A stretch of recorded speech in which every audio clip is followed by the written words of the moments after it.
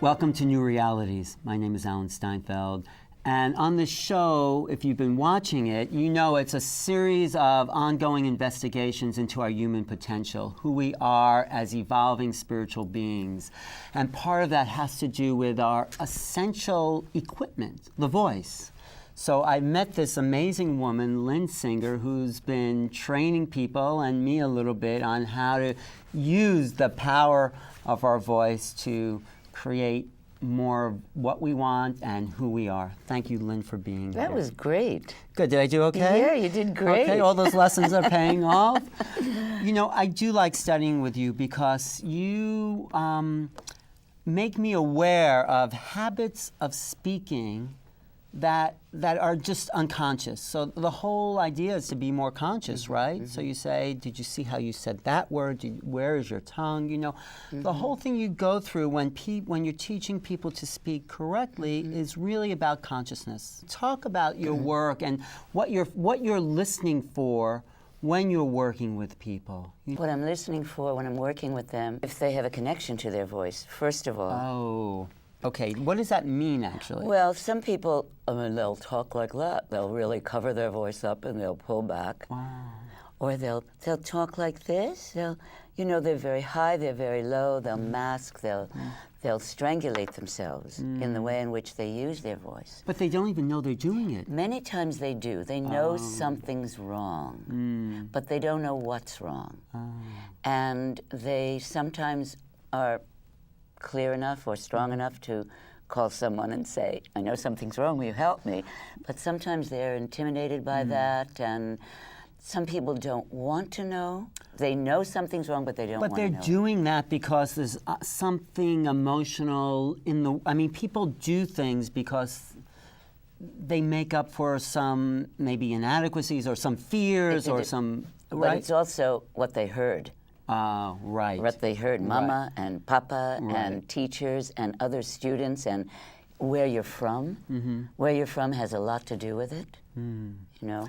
I mean, I knew there was something I could do more for my voice, and you're... Like lowering it, and like working on your New York accent. Right, and which we're doing. You know, I had a wonderful... singing teacher who's a dear friend. She's a channeler also, who you've met, Jeanette Levetri. And she used to talk about the voice being spirit in action, sound in action. And I think the sound of our voice, and sound in general, is maybe the most powerful thing in the world.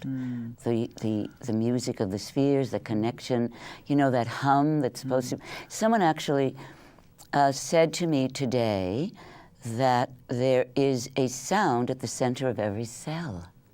I had never heard that. That was amazing.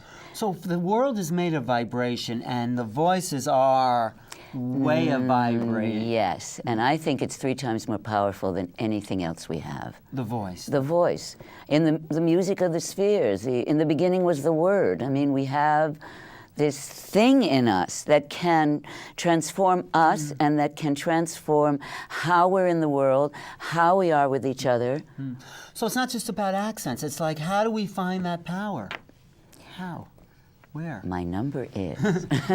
We find the power by starting to look for it, starting to breathe, okay? We did a lot of work on breathing.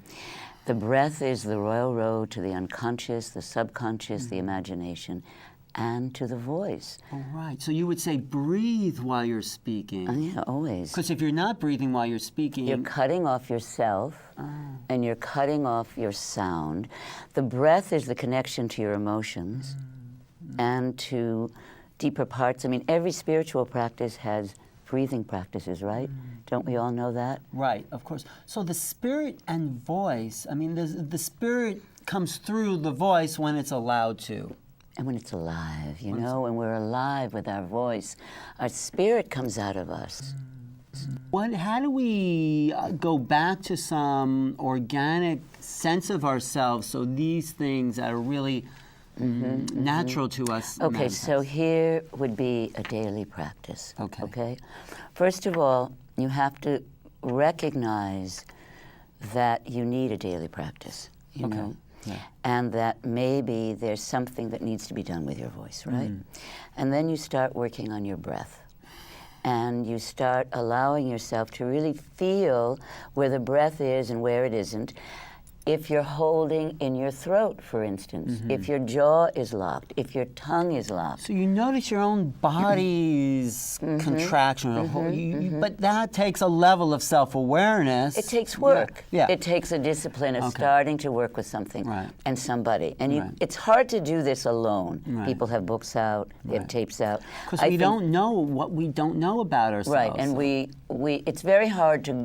it's very hard to look into your own defense system by yourself. Right. Unless you're a mystic. Right. You know, unless you're absolutely brilliant at and being aware of or willing to look at all the shadow pieces. Right. But it's like a fish in water doesn't know it's even in water because we're just who we think we are. Right. So if we start with the breathing, and then we have to work on language.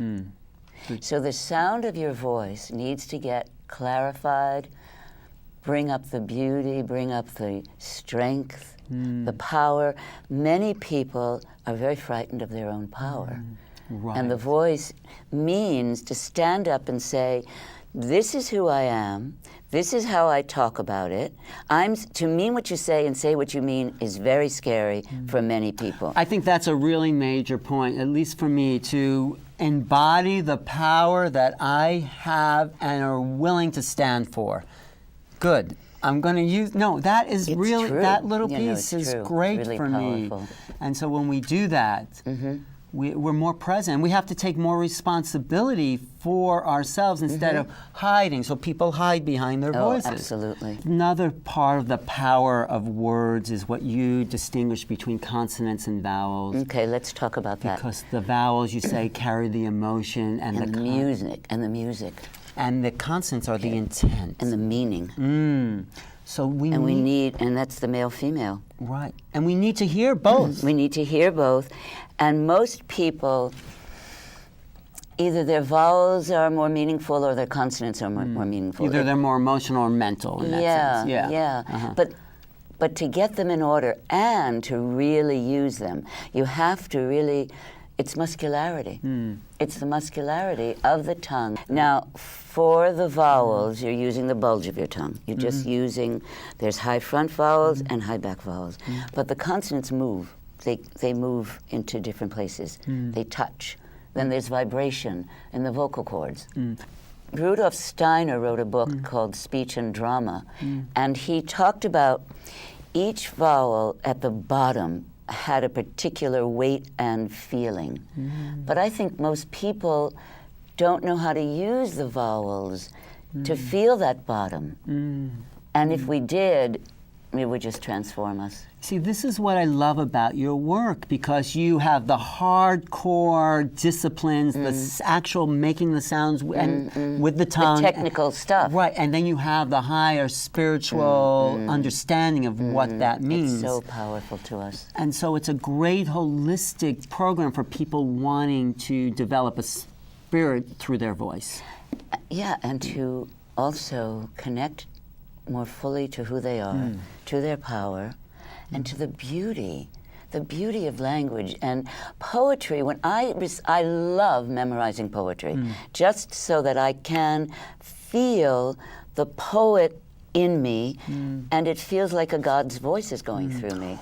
In Shakespeare, when you really allow yourself to go into a line of poetry and really use the vowels and the consonants and the poetic values, the onomatopoeia, the alliteration, the assonance, a whole other person comes out. You know, there is this higher spiritual level that people are bringing into the arts, and that's another We aspect. lost it during the Renaissance. It became very humanistic around that time. It became human and not divine. Yeah. I mean, if you think about the Greeks and the Egyptians and all the earlier artists and the artwork, it was all about the divine. But we needed that level of development. Absolutely. And now we're at this We time. needed Leonardo. Right, but we're at a time now where we're coming back full circle, where we take everything from the humanistic values and bring it back home. We're evolving. I think so.